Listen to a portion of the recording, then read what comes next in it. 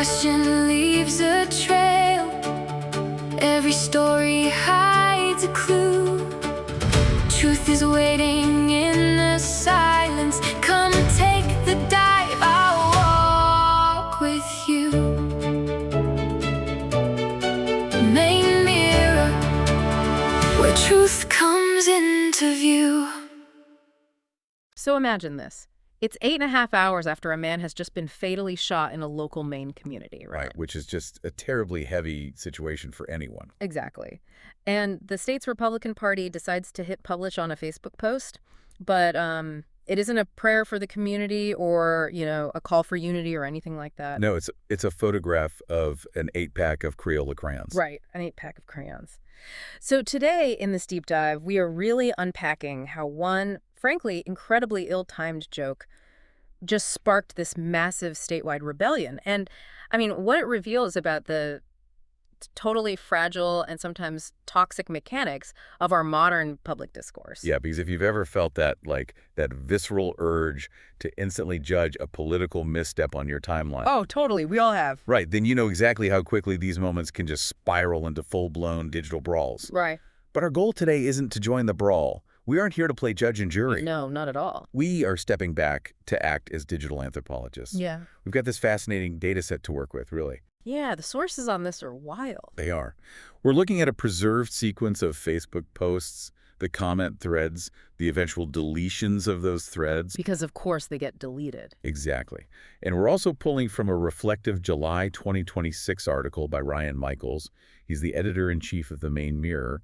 And the piece is titled, "Can Maine Still Disagree Without Silencing One Another?"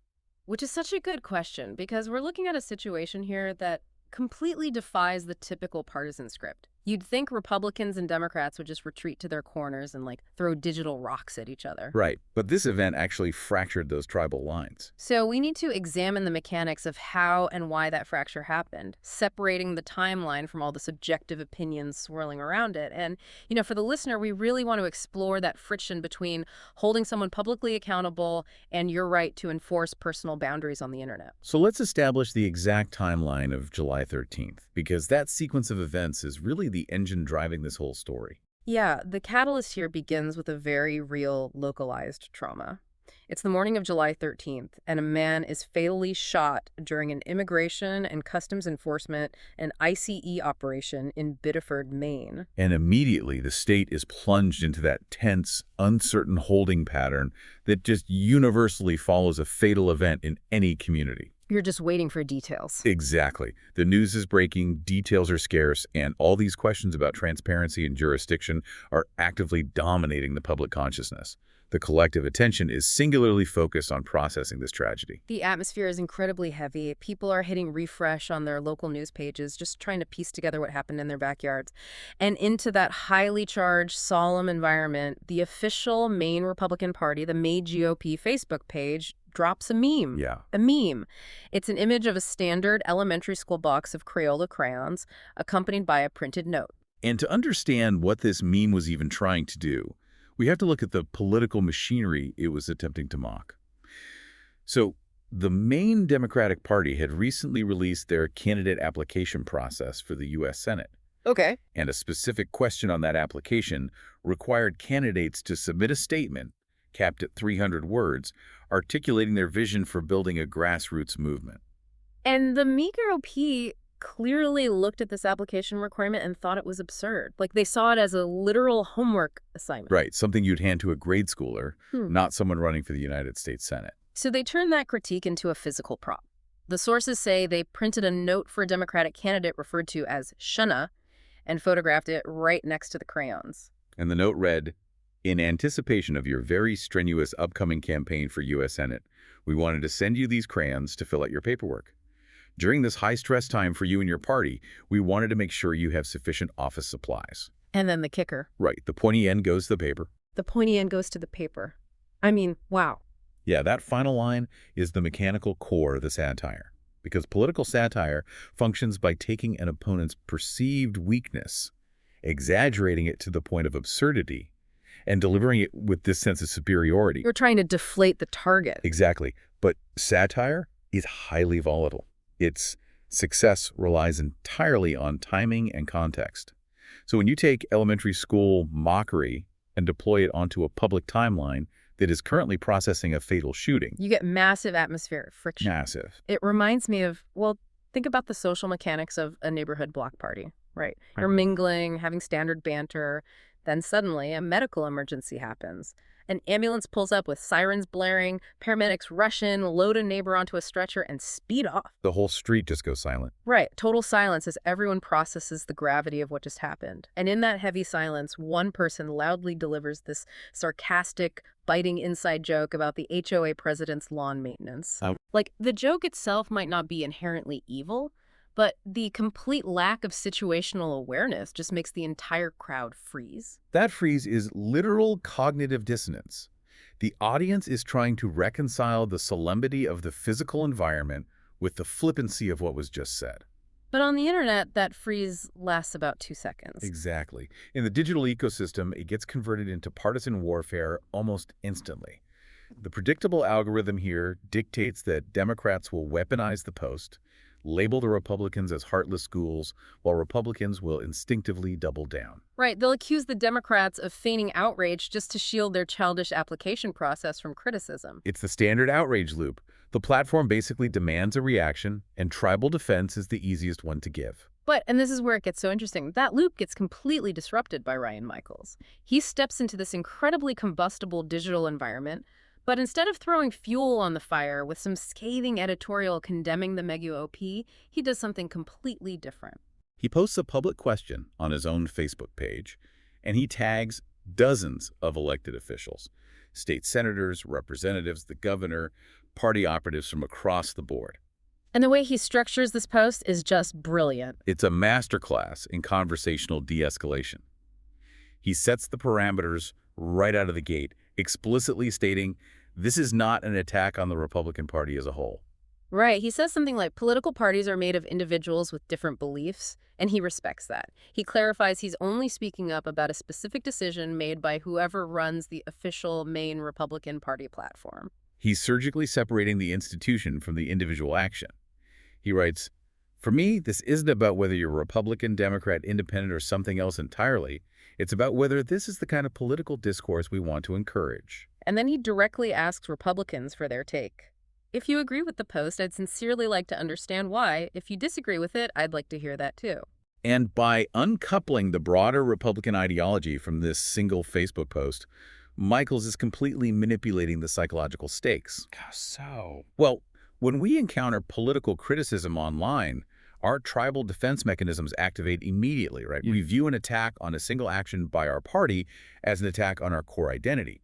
So we defend the action no matter what it is. Oh, absolutely. We circle the wagons. But Michaels bypasses that. Right. He signals to the Republicans that they don't have to abandon their political identity just to participate in this critique. He frames it as an inquiry, not an inquisition. Which, honestly, I have to push back on a little, because bringing a nuanced inquiry to Facebook feels like trying to put out a grease fire with a glass of water. That's a fair point. I mean, the algorithm is explicitly designed to vaporize nuance. It uses conflict to fuel engagement. Facebook doesn't want calm reflection. It wants the digital brawl because angry people keep typing furiously. Isn't it incredibly naive to expect good faith debate on a platform optimized for outrage? Structurally, you are completely right. Social media heavily favors polarization, which is exactly why the outcome of Michaels' post is so significant. He actually managed to force a behavioral shift. Really? Just by asking nicely? By deliberately lowering the threat level, yes. He forced the audience to stop acting like sports fans violently defending a jersey and start acting like citizens evaluating a behavioral choice. He proved that while the algorithm encourages tribalism, human agency can still override it if someone engineers a space for nuance. And the data from the sources backs that up, because the response he got wasn't just a wall of partisan deflection, it was a massive public fracture within the Republican ranks. Let's look at the actual comments on Michael's thread, because they really expose the internal pressure cooker of local politics. We have a sitting Republican legislator, that the sources redact the name but confirm they are active, who writes, "Running the risk of attack, I will make a statement." Stop right there. Running the risk of attack. Yeah, let's unpack the psychological weight of that phrase. This is a duly elected official. They hold structural power. Yet they feel that advocating for basic human decency on the day of a fatal shooting is a dangerous, career-risking maneuver. That is wild to me. It exposes a political culture dominated by purity tests.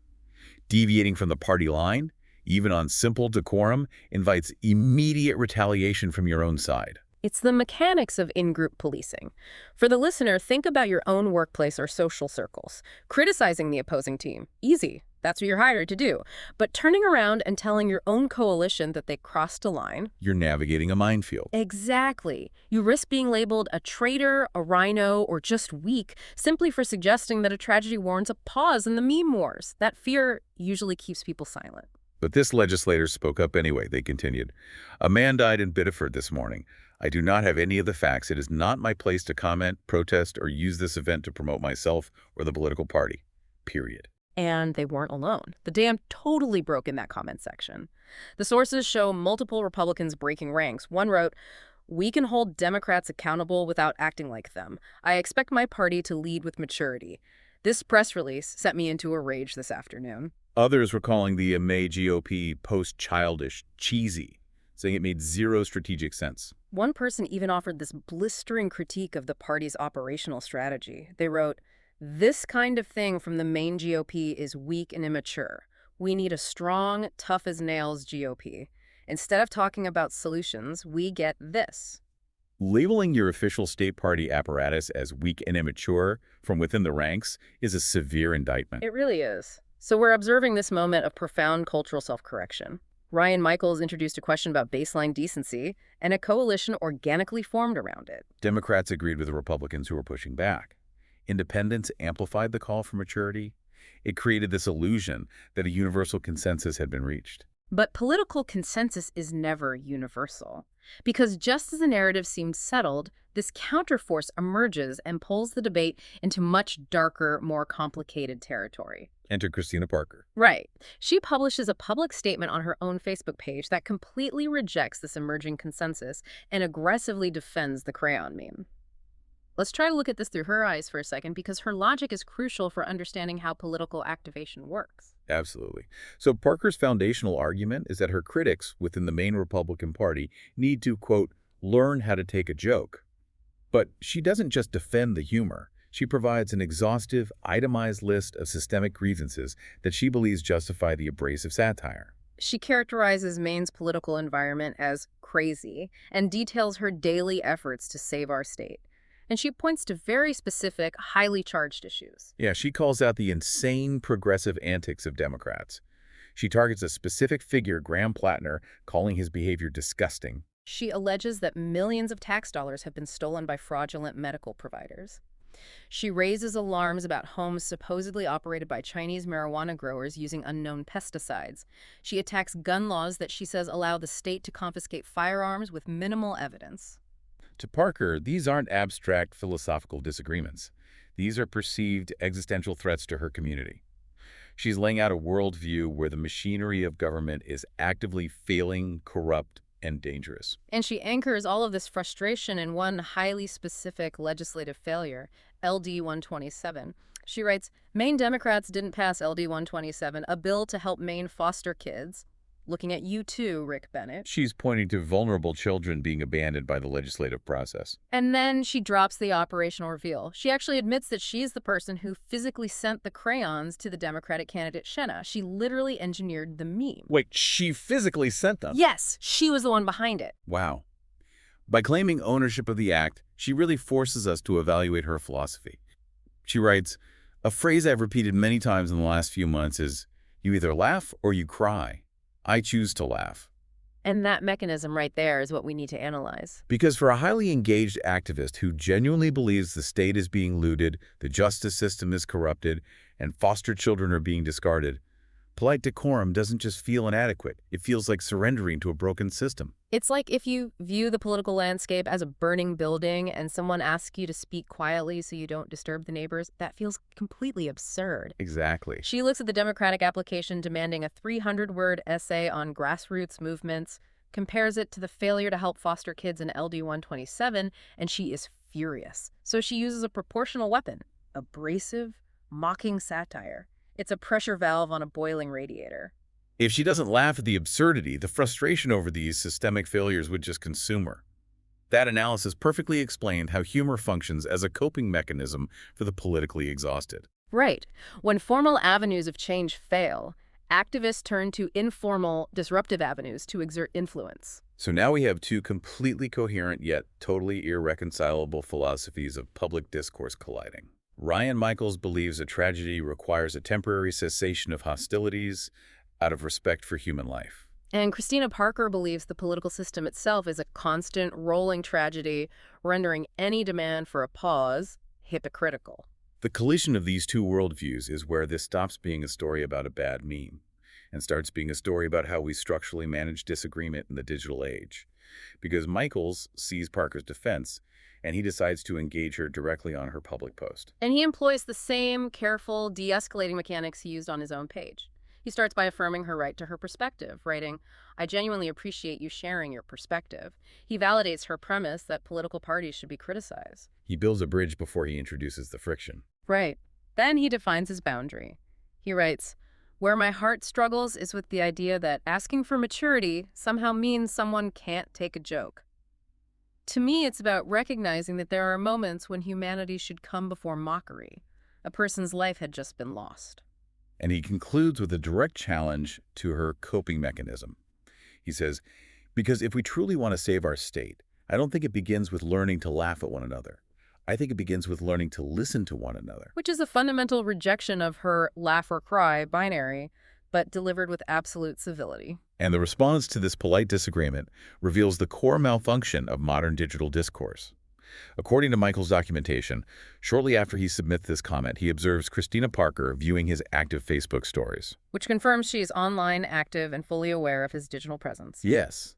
And shortly after that, Michaels discovers that his comment has been completely erased from her post, and his personal Facebook account has been blocked by her profile. Okay, we really have to interrogate the anatomy of a digital block here, because its function changes depending on context. It really does. Like, if I invite a group of people into my physical living room for a party, and someone walks in and starts killing the vibe, even if they're doing it politely, I have the fundamental right to ask them to leave. It's my private space. So isn't Parker just operating her own personal Facebook page? Doesn't she have the absolute right to curate her digital living room and evict someone who brings unwanted friction? That is the exact defense used to justify digital siloing. And Michaels actually acknowledges the validity of that right in his article, stating she absolutely has the right to moderate her page. But the living room analogy fails to capture the mechanics of what's actually happening here. Why is that? Because Parker isn't posting about a private family matter. She is broadcasting a public defense of a political action involving state parties, legislation, and public officials. Okay. So when you engage in public political advocacy, you're stepping out of the living room and into the town square? Exactly. By deleting Michael's comment, Parker isn't just protecting her peace. She's actively altering the public record of the town square. She's engineering a synthetic consensus. Right. Anyone arriving at her post after the deletion will look at the comments and assume her abrasive approach is universally supported because the polite, well-reasoned dissent has been artificially removed. The block button, when deployed in civic discussions, functions as an eraser. It removes the friction necessary for a healthy democracy. When we curate our feeds to eliminate not just harassment but polite disagreement, we train ourselves to view any challenge as an attack. We degrade our capacity to persuade and our capacity to be persuaded. And Michaels recognizes the danger of this synthetic consensus. He accepts that his personal account has been exiled, but he leverages his professional infrastructure to intervene. He pivots from Ryan Michaels, private citizen, to Ryan Michaels, editor-in-chief, archivist of the public record. He uses the Maine Mirror Network official Facebook page to return to Parker's thread, and he reposts the exact comment that she had just deleted. With a highly specific disclaimer attached. He writes, "Everyone has the right to decide who participates on their page. What I find disappointing is that my comment was not an insult. It was a sincere invitation to reflect. Rather than responding to it, the conversation was ended before it could begin." He then publicly announces he is taking screenshots for the public record because he intends to write an article. This highlights such a fascinating evolution in the mechanics of local journalism. Yeah, we traditionally picture journalists digging through physical filing cabinets to uncover municipal corruption. But in an era where political reality is constructed on social media, the journalist's role has expanded to include forensic digital archiving. The sources indicate this is a foundational strategy for the Maine Mirror.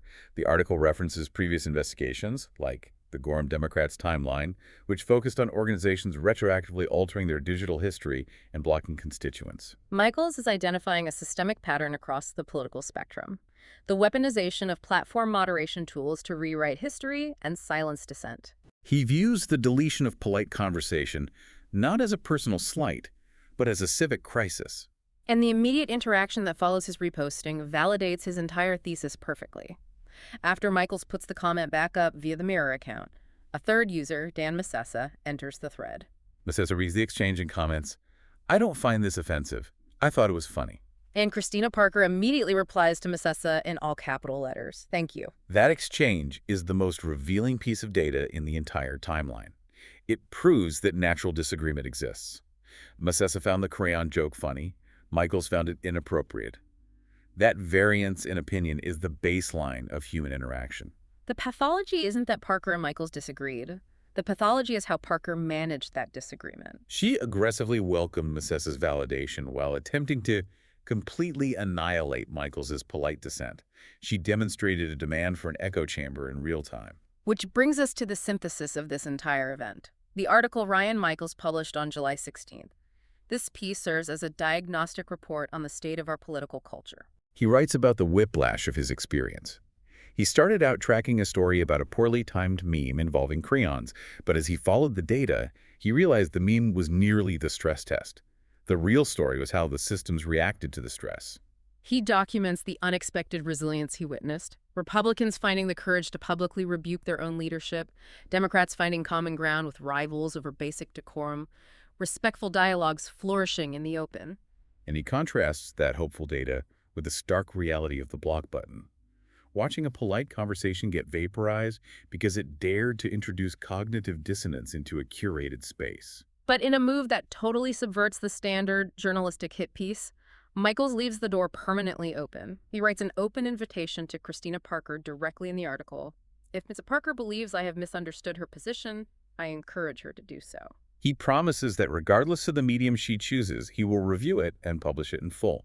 He refuses to utilize his platform to do to her what she did to him on Facebook. He is operationalizing the solution he's advocating for, demonstrating that power doesn't have to be used to silence opposition. The entire deep dive really culminates in the question posed by his headline: can Maine still disagree without silencing one another? Because if the answer is yes, then conversations like these are worth protecting. And if the answer is no, then perhaps our greatest political challenge isn't that we've stopped agreeing. Yeah. Perhaps it's that we've stopped listening. When we map out all these mechanisms, the volatility of satire during a tragedy, the severe social penalties for in-group dissent, the reliance on aggressive humor as a coping mechanism, and the frictionless ease of digital erasure, we understand the gravity of Michaels's question. Healthy public discourse operates on muscle memory. It requires the constant, uncomfortable friction of engaging with ideas that challenge our own. Right. It's like when you stop lifting weights, your muscles atrophy. When a society starts engaging in polite disagreement, when our unthinking reflex is to deploy the block button the second we feel discomfort, our civic muscles atrophy. We lose the linguistic tools to navigate conflict. We forget how to persuade, and we forget how to allow ourselves to be persuaded. All we have left is the primal instinct to isolate with our tribe and digitally execute anyone who questions the narrative. This might be a highly localized incident in Maine, but the mechanics governing it are universal. For the listener, it requires us to analyze our own daily digital behaviors. It's so easy to critique a political operative for silencing dissent. It is much harder to audit our own timelines. How frequently do we curate our digital reality to ensure we only encounter validation? How quickly do we unfollow, mute, or block voices that introduce friction, rationalizing it as protecting our peace? We started this deep dive looking at a box of Crayola crayons posted hours after an ICE operation. We followed the data through a surprising intra-party rebellion, examined the desperate psychology behind political satire, and broke down the dangerous anatomy of a digital block. We've seen how easily public friction can be erased and how vital it is for someone to stand up and preserve the record. To close out our analysis, let's inject the structural reality of the technology back into the equation. The algorithms powering our platforms are fundamentally designed to diagnose what makes us comfortable and feed it to us endlessly while suppressing friction.